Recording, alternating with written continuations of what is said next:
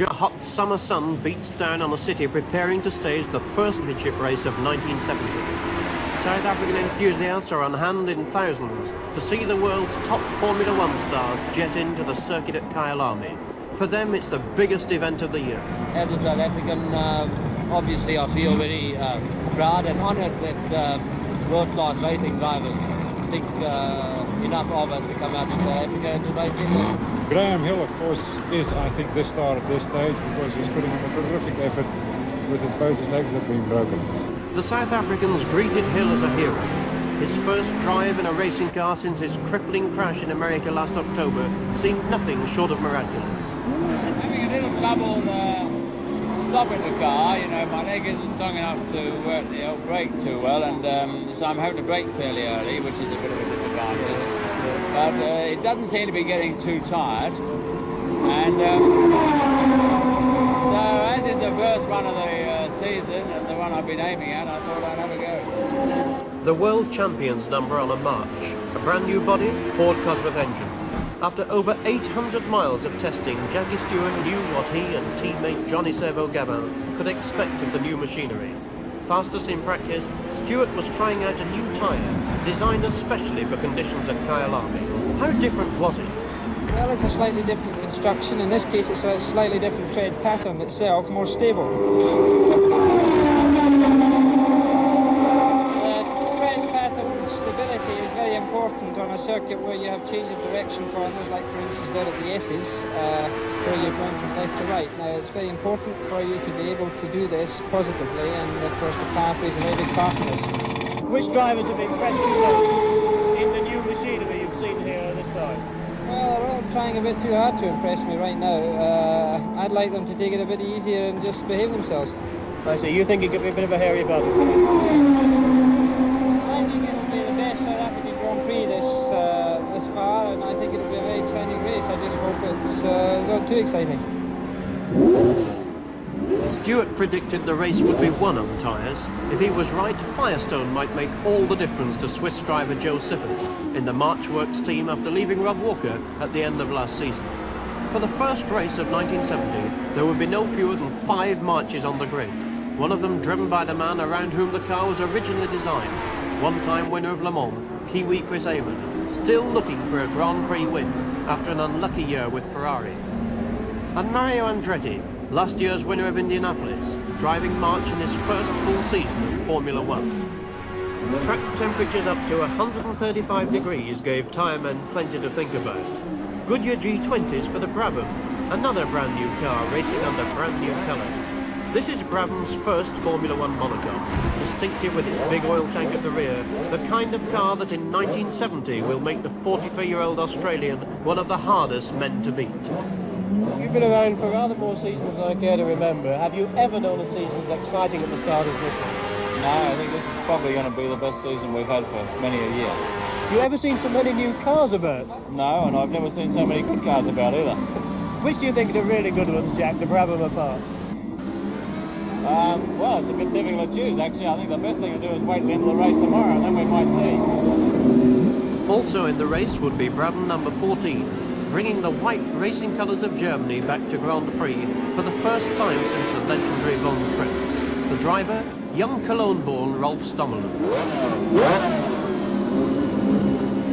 The new McLaren M14, one of 2 team cars for New Zealander Bruce McLaren, driving in his 100th Grand Prix at the age of only 32, and another for ex-world champion Denny Hulme. Denny, you ended last season with a tremendous victory. You're now here going very quickly with a brand new car. Does this mean it's going to be McLaren season? Well, one's hoping so. We have a much bigger project going this year, both for Kyalami, Indianapolis and Grand Prix. I think we're going to divide the effort a little bit more towards Grand Prix racing and see if we can't do a better job. One can't expect the other competitors to come down to our level. We've got to get up to their level, and I think we can do it. We have a new car, it seems to be running well, no real problems as yet. Mechanically it's quite sound and safe. Most of the running gear is off the Can-Am or sometimes similar. We've used it for 2 years now. I'd say we have a very basic and sound car.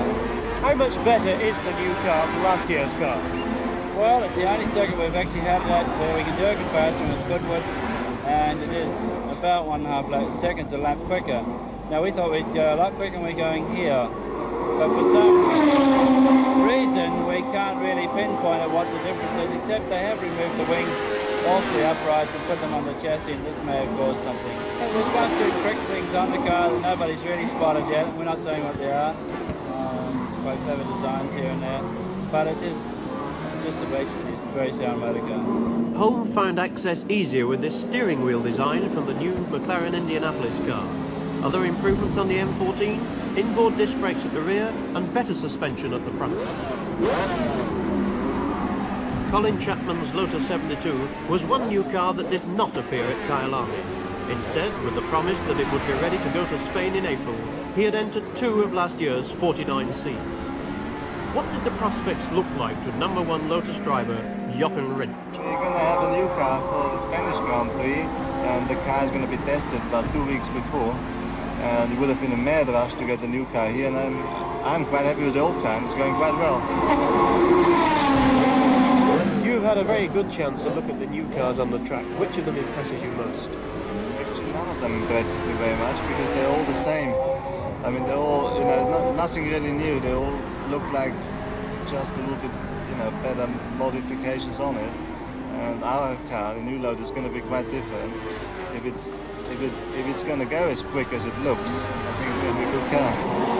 Mexican-born Pedro Rodriguez, after a brief stay with Ferrari, was back with BRM. Starting their 26th year of racing with a new, extremely light car, the BRM team were hoping for great things from the powerful V12 engine. How much difference did Jackie Oliver notice in the new P153? Normally, when you drive a Mercedes car like a Lotus one year, and then you drive the same a new model the following year, they have the same characteristics. You know, a Lotus feels like a Lotus, whether it's the new model or the old model, and a Brabham always feels like a Brabham. But the BRM didn't carry it straight this time. It doesn't feel like a BRM, it feels completely different. Probably because it is. Does it feel a lot better? It's a lot quicker, I know that. What sort of a season do you think BRM will really have this time? Well, I think we're going to give the Falls a fair run for their money. I think we believe we've got a good chassis, it's certainly down to weight. And I spoke to a very excited engineer on the phone 3 days ago, and he's come up with a modification on our V12s. It's given us comparable great horsepower figures and torque figures for the Falls. So it should look good for the Spanish Grand Prix in a few weeks' time. The new Ferrari first appeared at Monza last September, in time for the Italian Grand Prix. But engine problems kept it out of the race, and so the South African crowds would be the first to see it compete.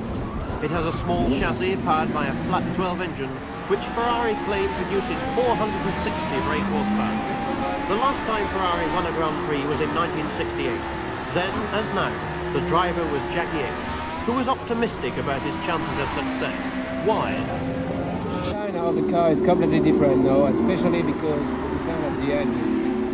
Before it was a V12 engine, now it's a flat 12. A completely new design. And it seems to be also more reliable. The chassis is quite revolutionary for Ferrari, isn't it? Very nice chassis. It's very, very small. I think one of the smallest cars here with the McLaren. And I think it's really going to be very quick in the straight.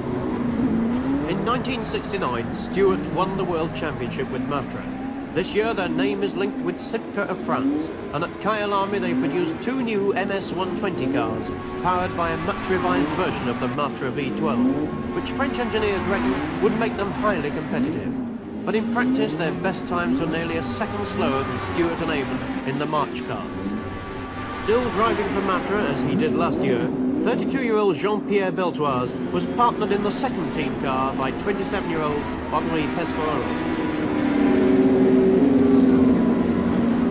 Italian Red, the new Di Tommaso car, was entered by the 27-year-old independent Frank Williams.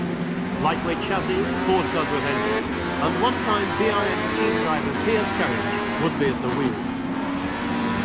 Distinctive new colours too on the McLaren M7C, which was entered by John Surtees.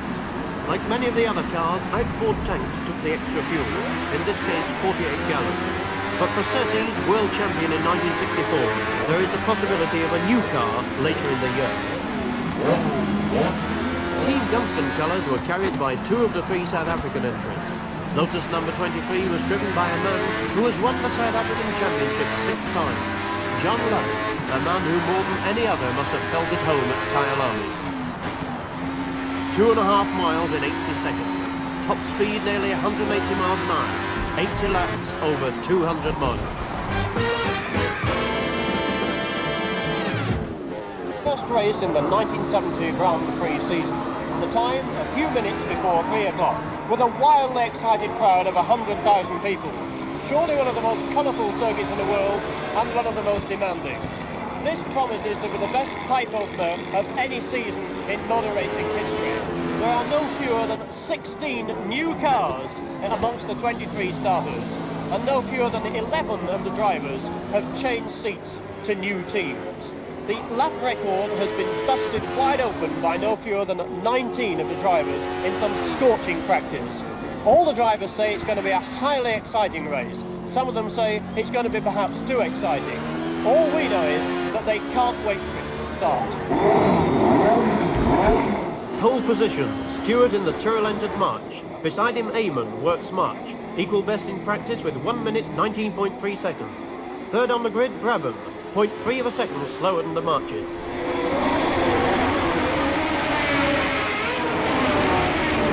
Watch on the right as Eamon moves out. Rint crashes across his nose, hits Brabham and ends up off the track, unhurt but trailing in a badly bent car. In the confusion, Stewart seizes the lead and heads through Barbecue, Yukske, Sunset Clubhouse and the S's, on and up to Leeuwkop.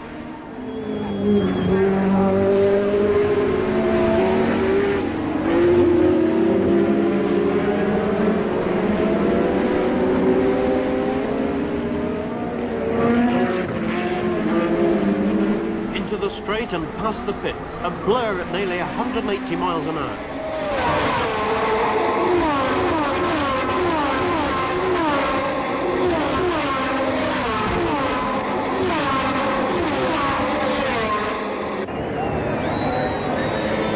Crowthorne, lap 2, first Stewart, second X. Beltoise takes Oliver to snatch 3rd place.